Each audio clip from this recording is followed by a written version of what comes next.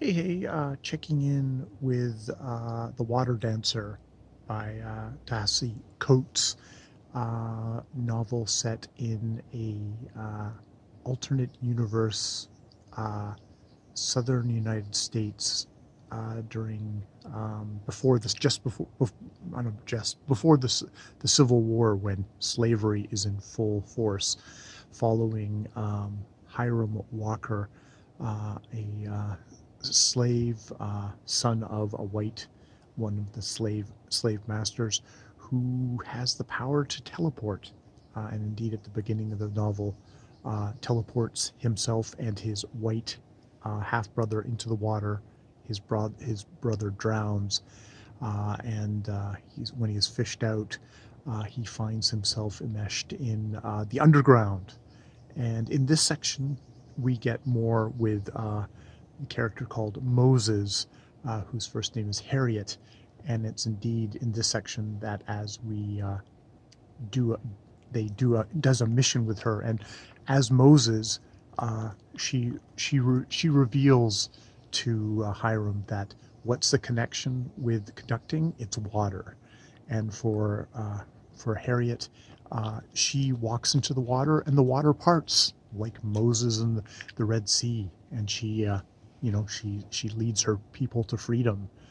Um, she they go in to do a job to gather up people, gathers up one man who is supposed to be coming, but he gets caught by a woman that he is supposed to be with, but turns out that she has had a child um, by somebody else, and he doesn't want to raise that child, and he's not that interested in her, and he's trying to leave her behind, but she's kind of caught on.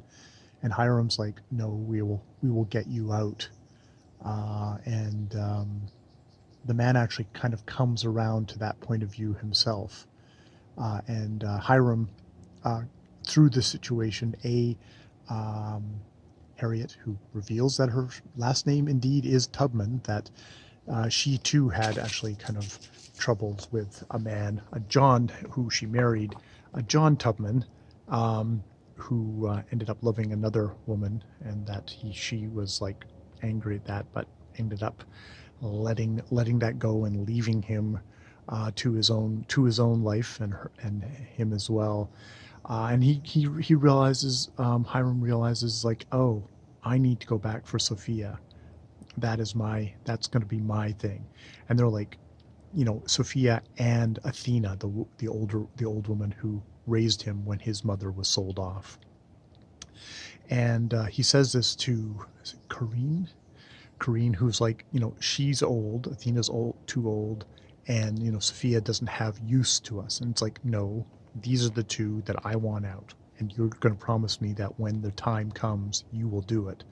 Now Tubman has advice for him, which is like, your gift, it comes with a cost. Like when they do this, because it's activated by water, but it's also activated by memories, and it's particularly memories of the lost ones, which is kind of a great metaphor for, like, well, the historical Tubman, why would she go back again and again and rescue people out of slavery, risking her life again and again and again? Why would you do that? Well, she was powered by the memory of her own losses, of the people that she lost along the way.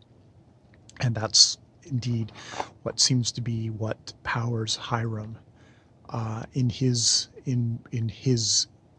conducting, even though he can't actually remember stuff. And it's like Tubman kind of cautions him. It's like, I don't think you want to remember. He's like, oh no, I want to remember. It's like, I don't think you do. And sometimes your body knows, the body knows, maybe, it's protecting you. But just remember, like, these people, this particular section of the underground, they've got like more radical views of what they want to get done, and they will use you, and they will use you ruthlessly. But your gift is your own, and it comes at a cost. And you don't let them just kind of hijack you and just use you that way. Which is good. Like, you are above that. You're above whatever they are calling, whatever their purpose, which is a interesting line to walk. But they say, like, well, we have a job for you, and it's that the guy who Roscoe, the guy who was his father's servant, has died, and his father wants him back, and because he killed Maynard, his half brother, who Corinne was going to marry to gain entrance into the high white society, even though Maynard himself was a jackass, he would have been a passport into this society just by virtue of his blood and name. They need someone back in there, and that you will replace Roscoe. Like, the father's asking you for you to replace Roscoe. You'll go back in to be those eyes in that society. And as such, he does go back, and he sees Athena again, and they kind of have a rapprochement. He apologizes to her because he was an arrogant young prick, who thought he knew better when he last talked to her. He finds out that the Freetown has been completely destroyed, and the thing that happened being that the underground has engineered it so that they would get destroyed, probably using the whites to just come down on them and kill them all. And he finds in the wreckage of George Packer's house the little carving that he had given George on the occasion of George's child being born, kind of really hammering home exactly how kind of a deep a betrayal there was there.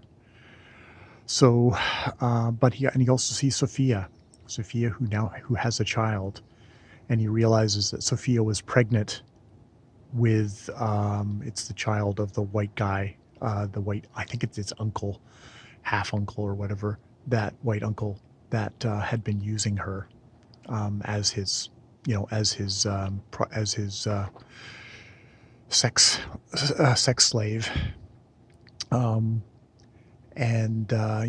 he can't help but feel resentment. He can't help feel like he just wants to kind of turn away from it all, even though he kind of went through that already with that guy with that on the Tubman job. Yeah.